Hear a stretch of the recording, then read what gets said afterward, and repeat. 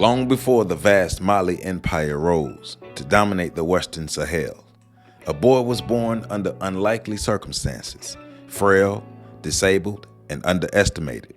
Yet this child, named Sundiata Keita, would grow to become one of the greatest kings in African history, the founder of a realm that will flourish in gold, culture, and power. His story, passed down through generations of griots, is not only a tale of conquest, but one of destiny, perseverance, and transformation.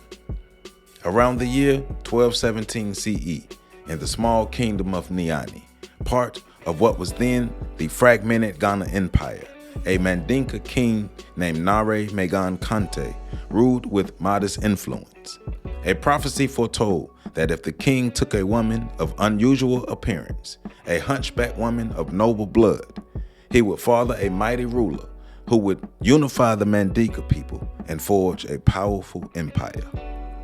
That woman was Sogolon Ketu, often referred to as the Buffalo Woman due to her strength and spiritual lineage.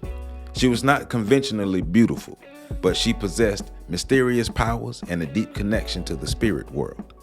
Nare Megan married her, and their son Sundiata was born. From the beginning, Sundiata's life defied expectations.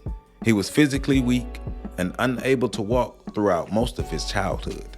This became a source of shame and mockery at the court, especially from his stepmother, Sasoma Berete, the mother of Sundiata's half-brother, Dankaran Tolman, who saw Sundiata's weakness as proof he would never rule. But Sogolon knew her son's destiny. She shielded him, nurtured him, and never let him forget who he was meant to become. When Sundiata was about 7 years old, a remarkable event occurred. One day, after witnessing his mother being humiliated by the Queen Mother, Sundiata demanded to stand. With the help of an iron rod and sheer force of will, he pulled himself up to his feet and walked for the first time. His strength grew quickly from that moment, and he soon surpassed all others in courage and wisdom. The people began to murmur that the prophecy might indeed be true. Yet, his rise also bred fear. Dankaran Tolman and Sasoma saw in Sundiata a dangerous rival. To protect her son, Sogolon fled with him to Exile, a journey that would last many years and take him across kingdoms of West Africa.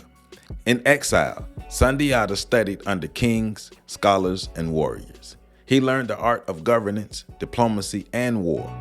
Everywhere he went, he gained allies and grew in reputation. Back in Niani, a powerful sorcerer king named Somooro Kante had risen from the kingdom of Soso. Ruthless and feared, Somooro conquered territory after territory, eventually taking over Niani and placing the Mandinka people under his iron rule. His reign was one of tyranny, and the Mandinka chiefs, desperate for salvation, remembered the boy they had once mocked. Word was sent to Sundiata, now a strong man and proven leader, to return. He answered the call. In 1235 CE, at the Battle of Karinia, Sundiata and his coalition faced Somooro Kante. Though Somooro wielded dark magic, Sundiata, through his own spiritual insight and knowledge, broke the sorcerer's powers. According to oral tradition, Sundiata used an arrow tipped with a rooster's spur, a creature who was immune to Somooro's spell, and struck him down. With the defeat of the Soso, Sundiata was declared emperor of a new empire, the Mali Empire. As emperor, Sundiata Keita set out to build a realm greater than any seen in West Africa. He consolidated power among the Mandinka clans through diplomacy and shared governance, establishing a deliberative council of clan representatives. He respected the authority of the griots, who became the keepers of Mali's law and memory. Sundiata established Niani as his capital and promoted agriculture, trade, and religious tolerance. Sundiata established Niani as his capital and promoted agriculture, trade, and religious tolerance. He also ensured that the traditional African beliefs were honored and practiced freely. The empire he forged became a melting pot of languages, cultures, and religions. The Mali Empire, under his guidance, began to dominate the trans-Saharan trade, especially in gold and salt. His foundations enabled his successors, most famously Mansa Musa, to elevate Mali to global prominence. Sundiata ruled into his death around 1235 CE. He was buried in the sacred city of Kangaba, and his story became immortalized in the Epic of Sundiatas, one of Africa's greatest oral epics. He is remembered not only as a conqueror, but as a unifier, a lawgiver, and a cultural hero. In the Mande tradition, he is known as Mari Jata, Sogolon Jata, and most famously, Sundiata, the Lion of Mali. His rise from a disabled child, scorned by his people, to the founder of one of Africa's greatest empires is a testament to destiny fulfilled, courage against the odds, and leadership rooted in justice and vision. To Sundiata Keita, we proudly stand on your shoulders.